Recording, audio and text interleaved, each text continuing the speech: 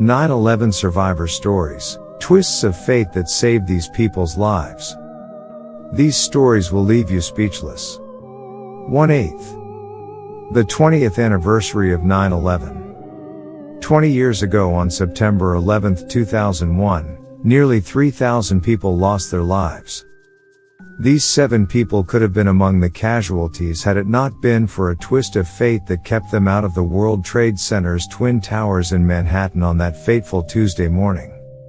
To commemorate the 20th anniversary, family members of the 9/11 victims will gather at the National September 11th Memorial and Museum in New York City to read aloud the names of those killed, where patrons will observe 6 moments of silence corresponding to when each tower was struck and fell, along with the attacks on the Pentagon and the crash of Flight 93.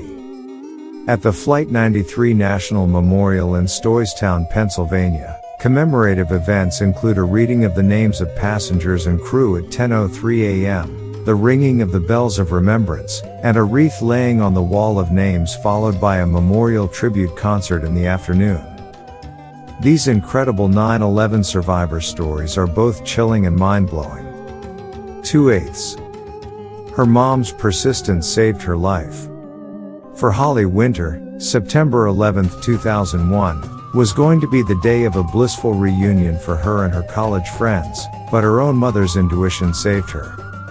Winter, who lived in Denver at the time, tells Reader's Digest, "I was supposed to be at the Twin Towers on September 11th with my 2 best friends from college, who lived in Chicago and New York City.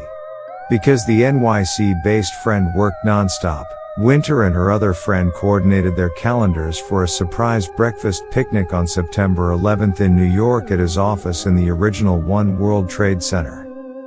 It was the only date that worked for both of us.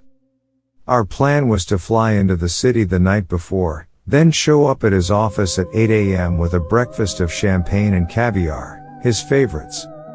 She continues, "I called my mom, who lived in upstate New York, to let her know I was coming to town, and she told me she was coming to visit me instead. I begged her to change her trip, reminding her that she was retired, so her schedule was more flexible. She refused, saying it felt like the right time to visit. Winter canceled the trip with her friends. My Chicago friend decided to make the trip without me. The surprise worked as planned, and they called me at 8 a.m., and we laughed and talked for a while. I hung up so that they could enjoy the visit without keeping me on the phone. I lost them both." 3/8. A rare vacation saved her life. Brenda Christensen, a Southern California resident at the time, never missed her annual media tour, a week-long string of appointments held with clients, editors, and reporters at the Twin Towers in Manhattan for her public relations business, except for the one in September 2001. "Every single year I was in New York City for work in the fall. My first appointment was always in the Twin Towers to meet a Wall Street Journal reporter for breakfast at 10 a.m. sharp," Christensen recalls. However, the one year I decided to go on vacation instead was 2001. Instead of being in downtown Manhattan that year, Christensen spent the night at a hotel in New Orleans for a stay over en route to meet her sister-in-law in Jamaica. I woke up in the French Quarter to the horrific news, not knowing if any of my colleagues and staff were decimated, as they were near the towers in Lower Manhattan. Luckily, they weren't. I felt I had missed a lightning bolt. 4/8. He was running unusually late.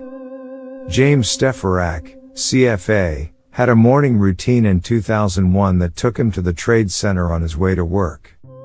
My morning commute involved taking the subway from 14th Street and 7th Avenue into the Trade Center, taking those giant escalators up to the ground floor, grabbing a coffee and paper at one of the newsstands, then walking outside through the big glass doors that a homeless man would hold open for commuters every morning, in the hope of a tip, recalls Stefarak. I'd then walk about a block to my office in the Trinity building. He continues, "At the time, I was involved in trading stocks, which typically required me to be in the office before 9 a.m. for calls with associates. I knew that morning of September 11th, I had an unusually slow calendar. Still, even on slow days, I was usually in by 9 or 9:15, but, for whatever reason, I took my sweet time getting ready that morning and was running about 20 minutes behind schedule. When I turned on the TV, I saw what was happening.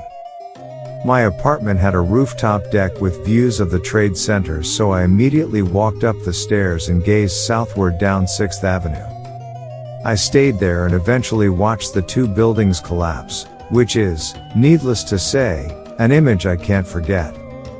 Had I taken the subway down at my normal time, around 8:30, I may not have been so lucky. Subway cars were stopped and stuck getting into the tower after the first plane hit.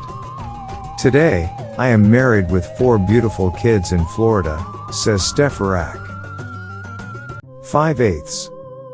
A broken heart saved her life. Crystal Brown Tatum, CEO and president of Crystal Clear Communications, says it was her decision to end a relationship that may have saved her life. In 2001, I was engaged to be married and planned to relocate to New York City in June. I had a job offer from Morgan Stanley Dean Witter, working in Twin Tower 2.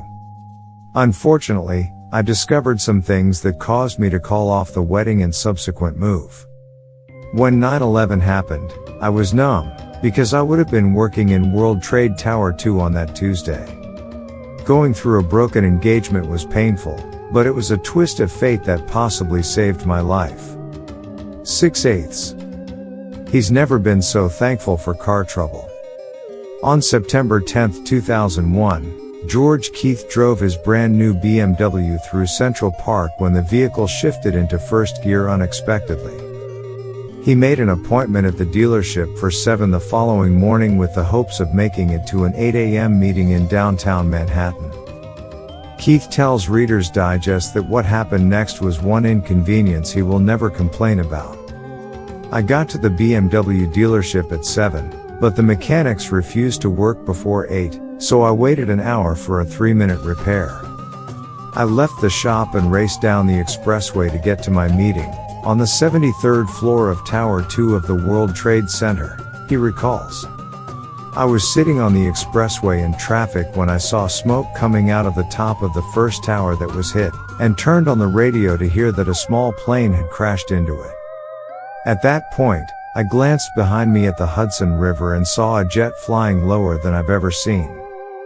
I couldn't take my eyes off of it, and then it smashed into the second tower. The fireball was enormous. I've never seen anything like it.